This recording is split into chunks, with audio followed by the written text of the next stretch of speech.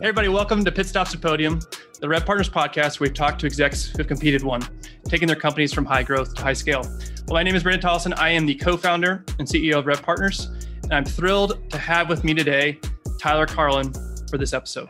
Welcome, Tyler. Thanks, man. That was a great preamble. Very crisp. Yeah, very good. Well, audience, this is probably important to know. Tyler's actually one of my closest friends, and so this will be a fun one. It's one of the first times I can actually be a little more casual than I probably have been on previous podcasts. So whether that's a good thing or a bad thing for our community, we'll find out. Tyler is currently the VP of Sales at Snackpass. Tyler, how do you give our audience a quick, elevator pitch on who Snackpass is? Because I think you do it much better than I could. Yeah, absolutely. Yeah, small. We're a startup that was we founded in 2017 by two Yale grads, and we've basically built a social ordering network. We're live at 21 campuses. I think of us as a Starbucks app meets Venmo meets Instagram for SMB restaurants. Users use our app for mobile ordering and to connect with friends, to save money, skip the lines, and just connect with friends. So it's difficult to explain. I encourage everyone to download it and see what it's like in real life. But effectively, I lead our sales organization, account management, sales, revenue operations, the whole 9 yards. And it's been a lot of fun. A very young company. We're targeted at Gen Z, and I think what we're trying to build is the next, the next big food platform. I don't know if I'm technically a Gen Z, so that's probably why I needed you to explain it for me. So I appreciate that. No, and I don't understand it either. So, and Tyler, Tyler wouldn't tell you this, but he is also one of the most talented sales executives I do know, and a lot of his past experience in disruptive technology companies like UberEats, Compass, Toast, et cetera, has positioned him well for this type of role. So Tyler, before we get into our big idea, what we like to do with all of our guests is kind of have a rapid fire around fun facts so that our audience can get to know you a little bit better. So how did you get your start in sales? Yeah, that's a great question.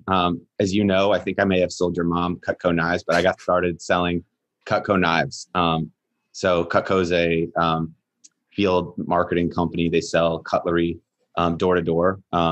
And I, Brendan, I believe you and I've talked about it, but some of your investors have a background in Cutco as well. It was an incredible experience. I did it for 3 summers during college, and was one of the top sellers, that first summer. And I just fell in love with it. Loved going around meeting people, and and selling lots of knives. So if you need knives, let me know, and happy to sell them to you. Goes to you and anyone else who joins the podcast. Well, when Tyler says he is one of the top sellers, he was actually the number 1 seller in the Southeast. So just to clarify that, it's another fun fact is that of the podcasts we've had so far, 3 of our guests have had their foundation at Cutco knife sales. So this is not a promotion for Cutco, but that's just an interesting fact to share. So Tyler, I think as you think about Snackpass, I think one of the things that might be fun is just to help people understand, everyone knows what UberEats is now, but you also joined UberEats before there was really even product market fit. So maybe walk the audience through that experience just at a very, very high level. Yeah. So I've been in food tech for close to 8 years now. I was at Google and Google offers. In the early days, it was a competitor to Groupon and sold restaurants then. And Uber was sort of a big thing in 2015, but they decided to place a little bet on food delivery. And most people don't know this, but UberEats actually, so I joined in 2015, moved back to Atlanta. And UberEats started as what we called UberEats Instant. Basically, it was a platform where you could order hot, delicious meals in 5 minutes or less. And the way it worked, it was a total disaster. You had to partner, basically place large catering orders with five restaurants in the local area. All of them would send hundreds of meals to a central distribution site. We'd have Uber drivers come pick them up and then take them out the streets, so that by the time you ordered, there was already a meal in the bag waiting to go to you. And it was an incredible learning experience. I knew that Uber had a great advantage with our fleet to build an awesome, eating experience. And I think something like that will exist one day as delivery grows, but we just didn't have the demand density for that model to pull off. And so it's really interesting being part of Uber as we pivoted to the model that everyone knows and loves today, UberEats, which was just more of a standard marketplace. Yeah, that's great. And I think, well, let's get out of the boring business stuff. Let's move into something more personal. I know you got a wife and kids, but as it relates to kind of a fun fact outside of family, you had a hobby in high school. I think it'd be important to share with our audience what that was. Yeah, no, it's funny you bring that up. Yeah, so you know, Brendan and I are friends, so you already know my family life. I've got 2 kids and everything. We just bought a piano. It's actually right next to me. Oh wow! To teach them, to teach Cole, hopefully, to love music. Cole's my oldest. But yeah, in high school I got into jazz. I played a few instruments, trombone, and then I started to sing. And so yeah, I was a jazz vocalist my senior year. Brendan gave me lots of crap for it, but it was an awesome experience. And I still sing from time to time in like church choirs, that sort of stuff. But it's a passion of mine. Most people are surprised when they learn that. Yeah, Tyler is very talented. So not just from a sales perspective, but as a very well-rounded person. Well, Tyler, let's switch into the big idea. We talked a little bit about your experience in these different technology companies in a sales and leadership capacity role. So I think you have a unique perspective and ultimately an understanding of how to scale sales organizations. And I really liked how you when we think about this phrase, you talked about the 3 C's of scaling sales teams. And you mentioned clarity, collaboration, and culture. So let's start with clarity, and then we'll move into those 2 other ideas within this big topic of scaling a sales team. So how would you define clarity in your context? Sure. So I remember watching a Satya Nadella interview one time. He's the CEO of Microsoft, for those that don't know. And he said, great leaders create clarity and they create energy. And I think that's very true. And in my experience, the gap between what people's intentions are and what ends up getting communicated is in many ways the friction that exists in an organization. And so just constantly striving for clarity is really important in business in general, not just scaling sales teams, but scaling teams in general. I think that particularly when you're like blitz scaling, we were at UberEats and we were at Toast, right? There's just so much change. And so the job of a leader in that environment, and everyone, frankly, is to create clarity. And my favorite mental model for creating clarity is Simon Sinek's book, Start With Why. Fairly popular now, but a lot of, I realized as I was kind of growing as a manager that a lot of times where I messed up was I would explain the what, but I wouldn't go into detail about why I was asking the team to do that, and then how I kind of envisioned them doing it, or how I arrived at that what. And so I really always try to apply that lens, right? In my weekly team meetings, et cetera. I love to start with the why. I like to provide context for the decisions so people really, truly understand what the intention is and have really strong clarity around what the goals are, why those are the goals, and like how I expect them to, how I expect them to execute on it.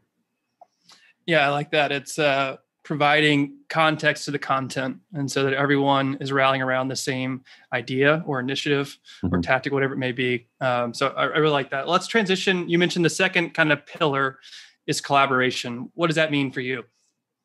Yeah, so collaboration's key. I think one of the key things I learned, and we did a great job of this at Toast, but creating a system for collaboration. So not just, hey, let's brainstorm, let's get everyone's ideas, but really being intentional about how you collaborate.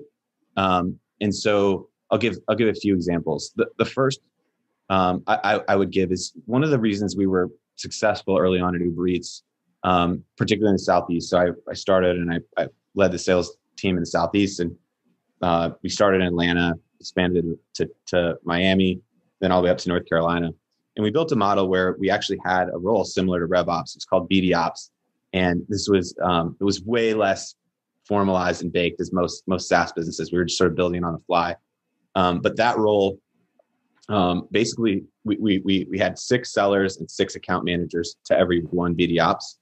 And this was in addition to Uber's centralized, sales ops team. We were allowed to sort of hire contractors.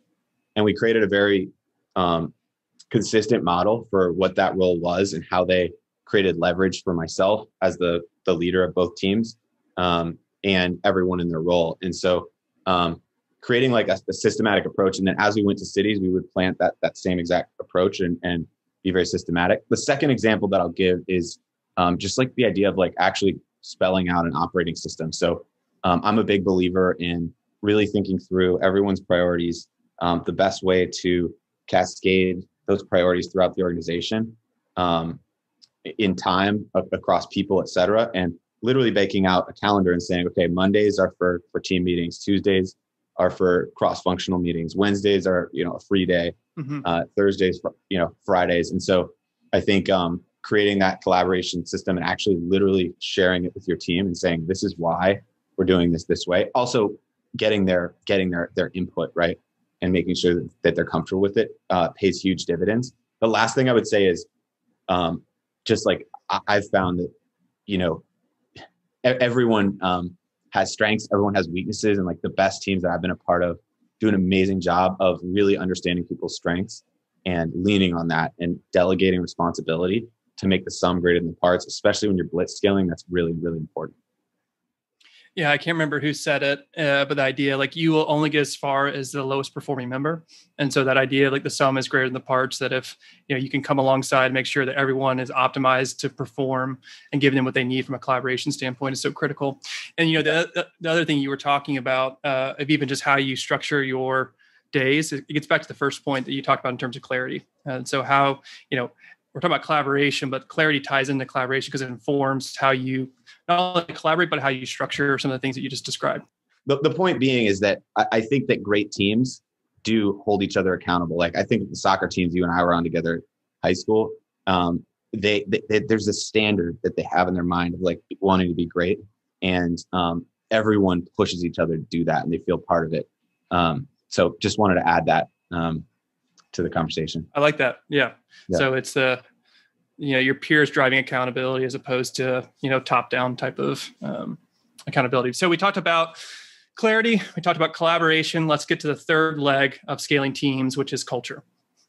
Yeah. So my favorite motto, I don't know where I heard this, but there's no such thing as a dull sales floor. And so, and I also I like the idea that I always said sales is an energy business. It's hard.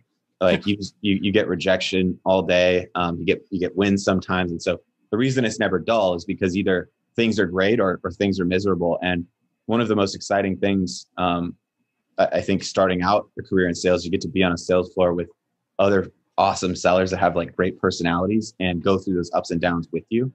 And I really think it's important to like foster that culture of competitiveness, that culture of it's okay to fail and learn and grow. And then in particular, and so I just think culture is just like absolutely critical to sales. And that was a little bit of the context for why. The 2 points I'll make as well within culture is psychological safety is critical. There's a well-known Google study at this point. It was Project Oxygen or something.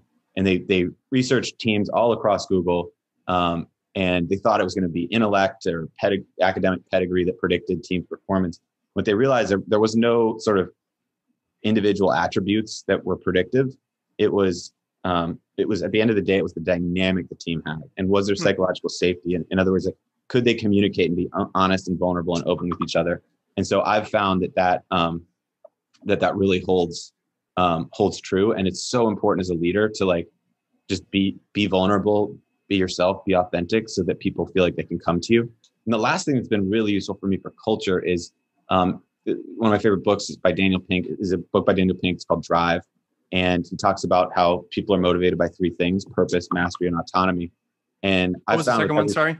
Purpose, mastery, and autonomy. So purpose, we want to, land on the moon, right?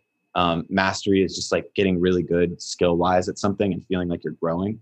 And then autonomy is just, it's 2 things. It's ownership, and then literally just like being able to have a life. Right. And I always try to identify in folks what's most important to them and really try to develop them and feed them in those areas. And that's been super helpful for me. And just broadly, I try to address all 3 as I'm thinking about training the team, growing the team, hiring for the team. Because they're spot on. Well, I've always known from afar that you are very good at what you do, but hearing you talk about it certainly makes it come alive. And I've always appreciated your intentionality and seeing how you do that and invest in your team from a culture perspective. Certainly makes sense to why you're able to create those high performing teams. Ty, if people would like to learn more from you or even learn more about Snackpass, what are some of the next steps that they can take? Yeah, absolutely. So I'm pretty active on LinkedIn. You can feel free to DM me there. I'll also give everyone my email address. We're actively hiring Snackpass. So it's just tk@snackpass.co. Would love to hear from you. And happy to help however I can. And I would say those are the two main ways. I'm also pretty active on Twitter. So I'm a Twitter nerd. So my DMs are open in Twitter if you want to ping me there. I would say those are the three best ways. All right. Well, thank you again, Tyler, for making time for our audience, talking about scaling teams, getting clarity, collaboration, and culture. Thanks so much. No problem. Excited, Brendan. Thanks.